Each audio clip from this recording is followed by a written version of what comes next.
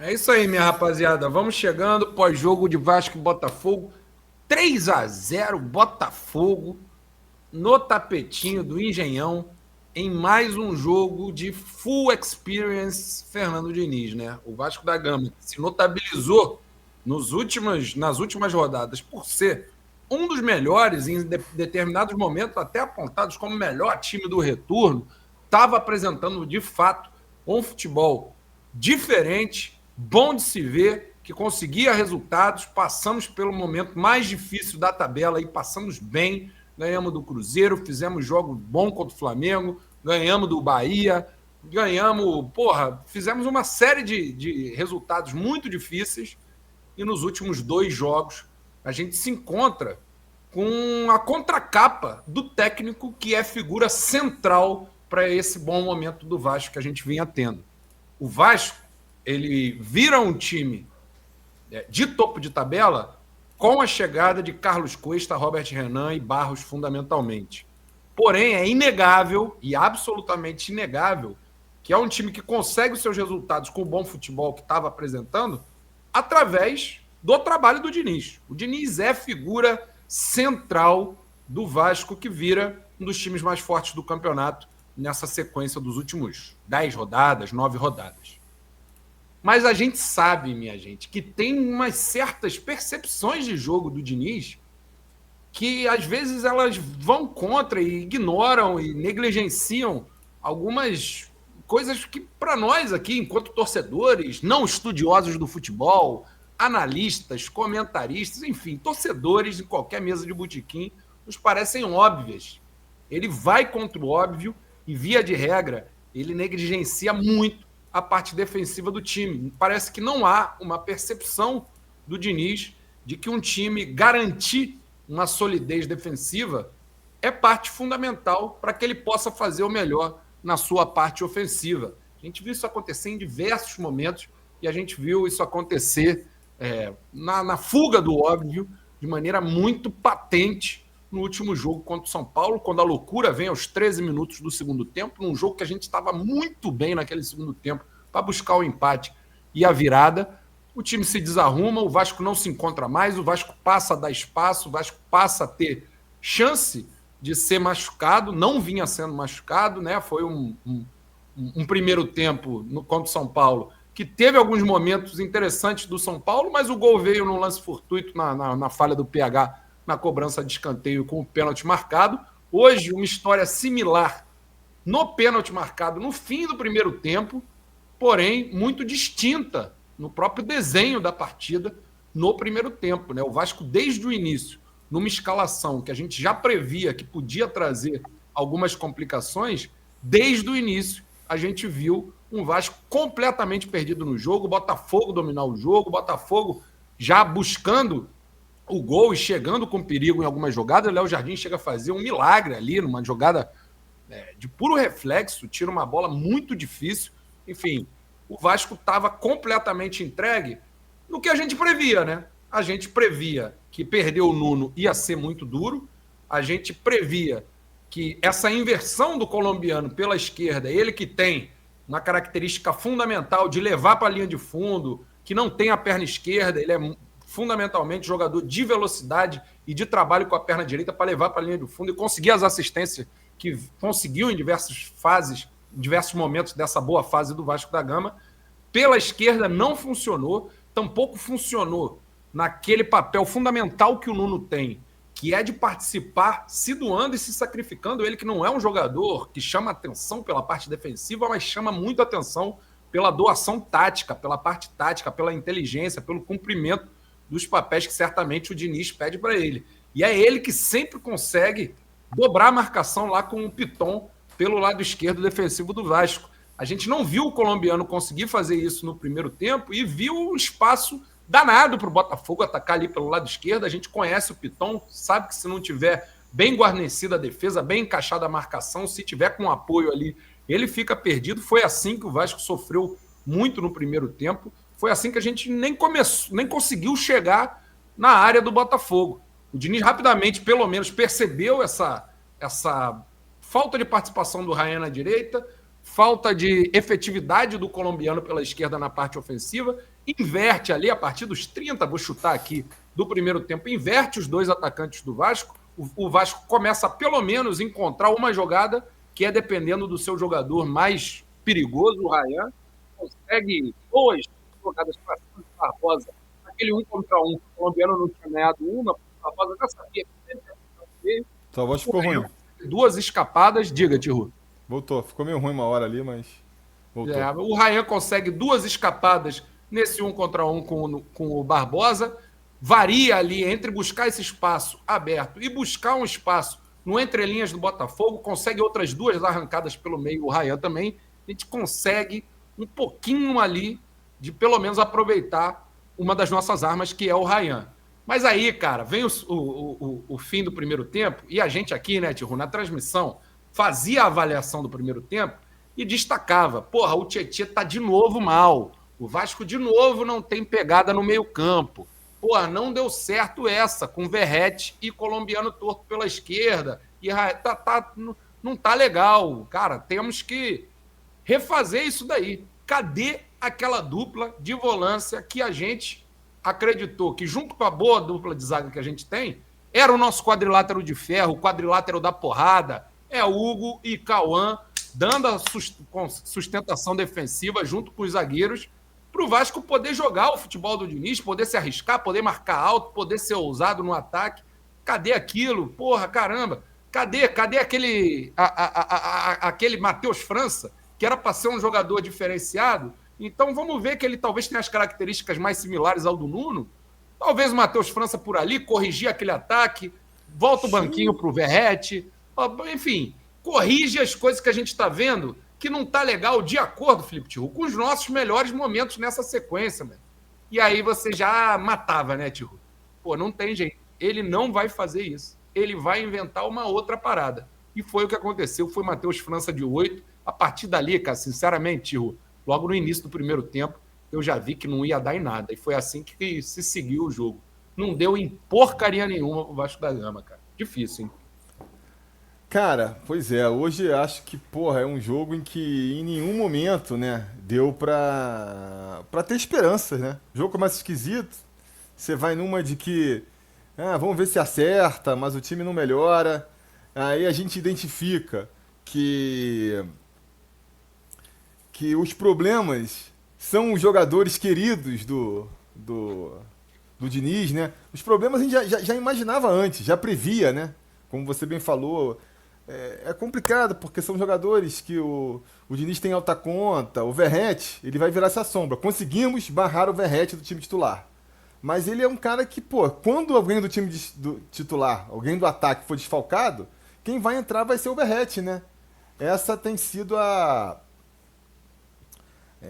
acho difícil dele fazer o Verrete virar um jogador que nem nessas situações entra.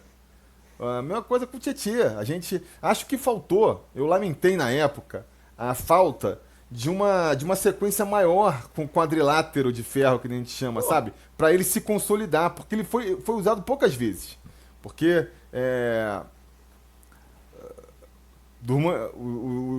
os zagueiros, né, que chegaram, demoraram pra ficarem aptos, os dois, e aí também não tinha lá na. Aí o Hugo jogava de zagueiro, aí quando ele pôs jogar na frente ele foi expulso, aí.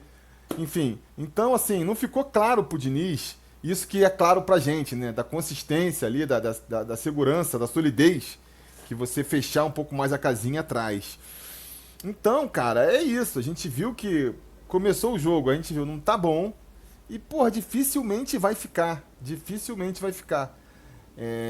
Então foi um jogo bem melancólico esse de hoje. A goleada foi se construindo aos poucos. A cada mudança o time não funciona, vai piorando, né? Porra, o que serve o jogo de hoje, do que serviria o jogo de hoje, seria para pro Diniz tirar lições, né? E já fica a galera fora Diniz, fora, não serve mais, e não dá pra tirar o Diniz. Pro ano que vem não serve.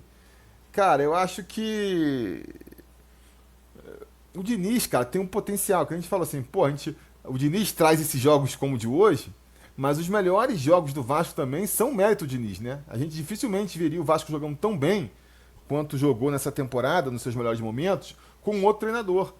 Então, a melhor solução seria um Diniz que evolui, cara. Um Diniz que faz uma autocrítica ali e melhora, compensa um pouco ali nas suas convicções. É difícil porque a gente já ouve de outros trabalhos, né? Aquela coisa dele ser teimoso, cabeça dura, vai até o final com as mesmas. Então a gente.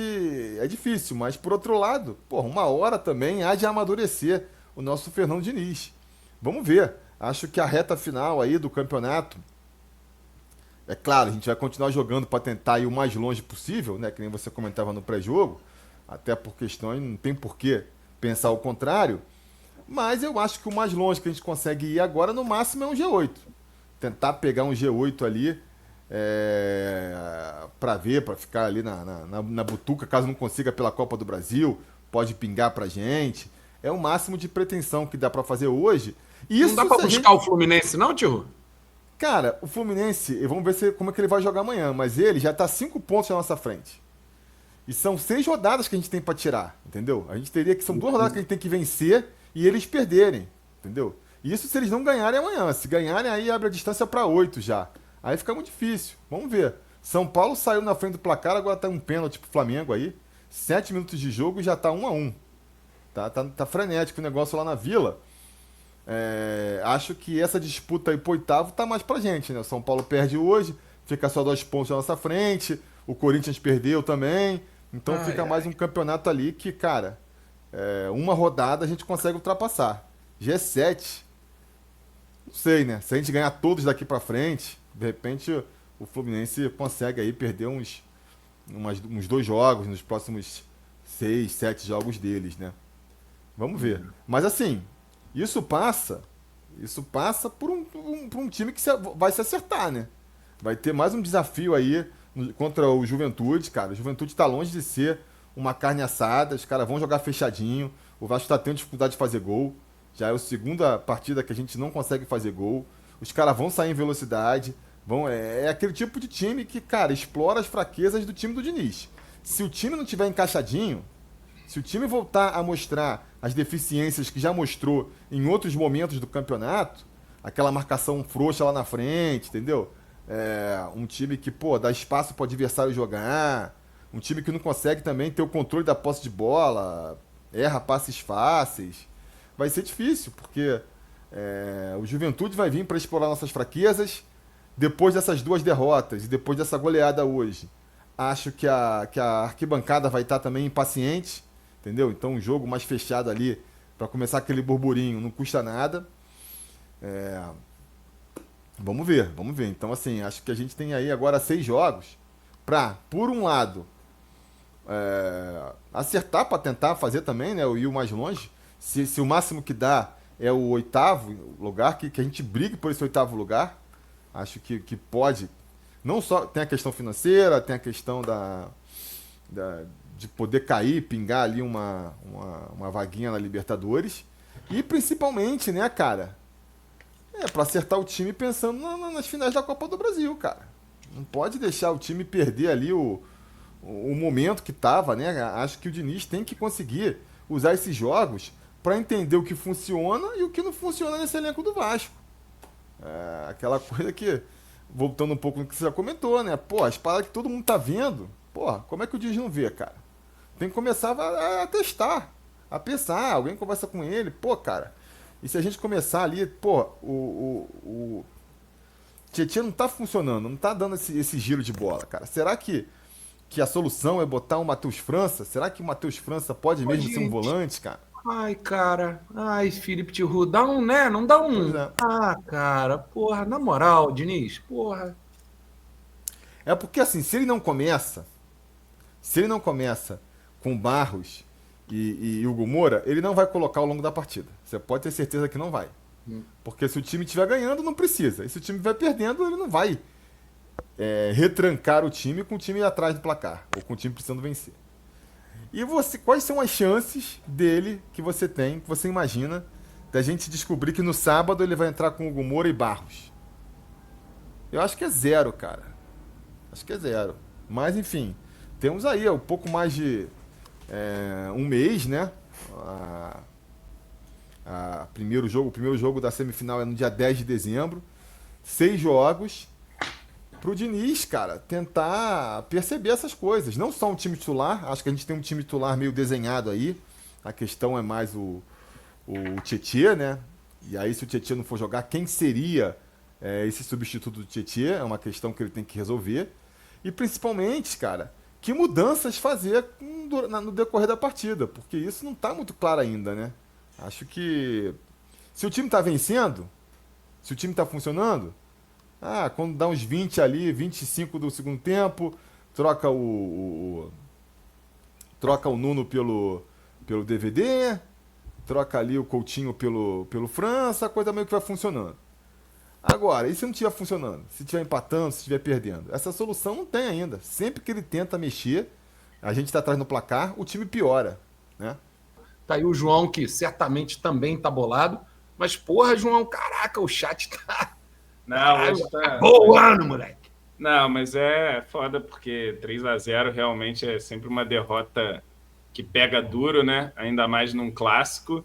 E, assim, acho que a derrota, talvez nem tanto, mas o amasso tá na conta do professor Diniz ali, que mais uma vez no segundo tempo, ao invés de olhar os problemas do time e tentar corrigir, ele, assim, eu acho que o meio já estava aberto, o time já estava marcando mal com o Tietê.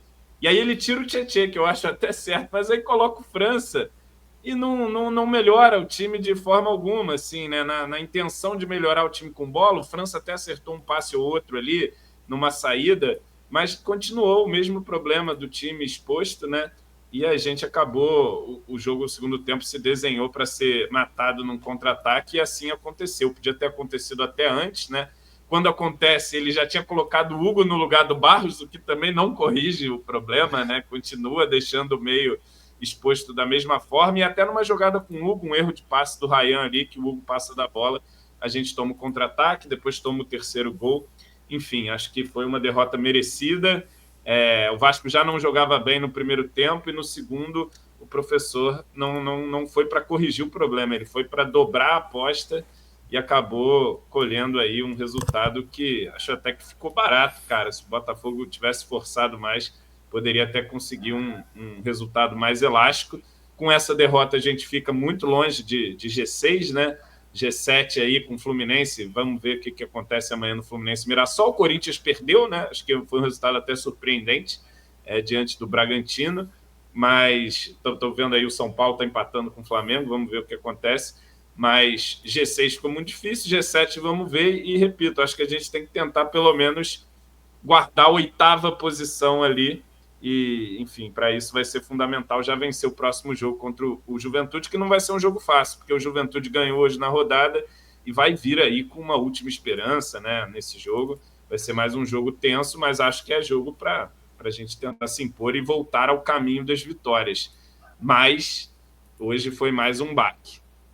João, descreve para mim o jogo de hoje e comenta as opções do Diniz desde o 11 inicial. Então, a gente já discutia aqui a nossa preferência sobre Barros e Hugo no meio, né? Até para, acho que potencializa o Coutinho, deixa os jogadores de ataque um pouco mais soltos para jogar quando você tem essa proteção. Mas já se esperava que fosse fazer isso, né? Hugo Barros e Tietê. E ali na ponta, acho que era... Cara, tentou ali o primeiro tempo. Porque o que eu faria se eu fosse o Diniz no segundo tempo? Eu tiraria o Tietê, colocaria o Hugo, e tiraria o Verratti, colocaria o David. David na esquerda, colombiano na direita, Ryan no comando. Uma coisa mais racional. Era assim, óbvio. Para tentar melhorar a pressão do Vasco, que não encontrou o Botafogo em nenhum momento do primeiro tempo, e tentar dar uma imposição física maior para o meio ali, mais duelos. O Tietê, ele é muito fraco fisicamente, cara. Isso me dá um nervoso, que ele não tem força para girar nos caras, ele não tem força para duelar ali no meio campo. Enfim, acho que o time fica muito frouxo. Mas, enfim, acho que o primeiro tempo foi muito ruim, especialmente a primeira meia hora. O Vasco subia a pressão desorganizada e tomava a bola atrás nos volantes ali. Toda hora isso acontecendo, bola longa. O Botafogo era melhor. Acho que podia ter aberto o placar ali mais cedo E acho até que no momento em que a coisa equilibrava um pouco mais, o Vasco pelo menos conseguia ficar um pouco com a bola, a gente toma o gol num pênalti, né? Acho que foi bem marcado, um pênalti burro do Cuesta, né? Tá aí o -1 do Cuesta hoje no clássico contra o Botafogo, chegou.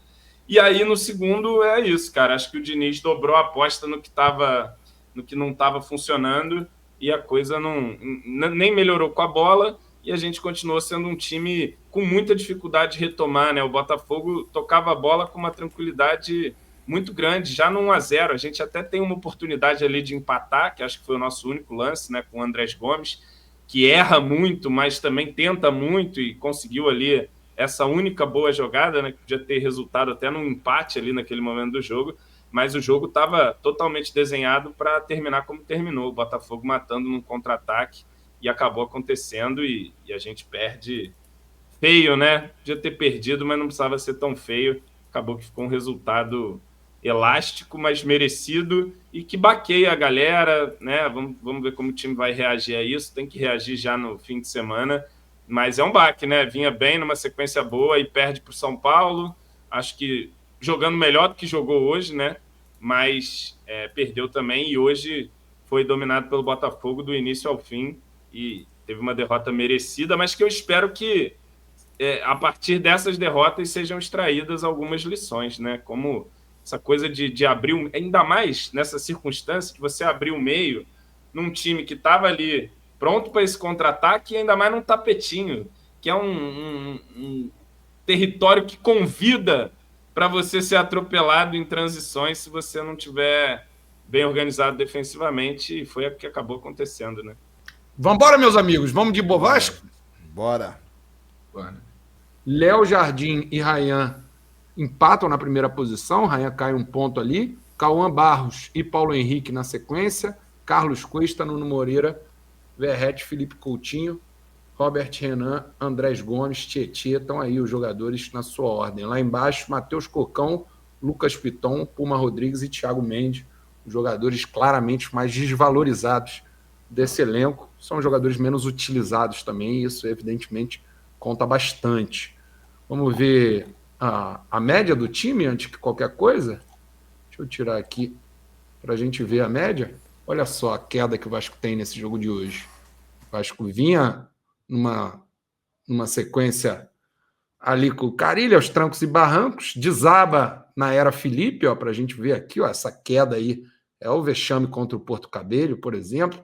Cai muito o time até o jogo contra o Lanús, e é a partir do jogo contra o Fortaleza que o time do Diniz vai se buscando o seu jeito de jogar. Tem uma oscilação grande, tem o pior momento do campeonato quando passa ali pelas derrotas contra a Juventude e Corinthians, e depois começa uma subida que nos traz até o jogo de hoje, segunda derrota seguida.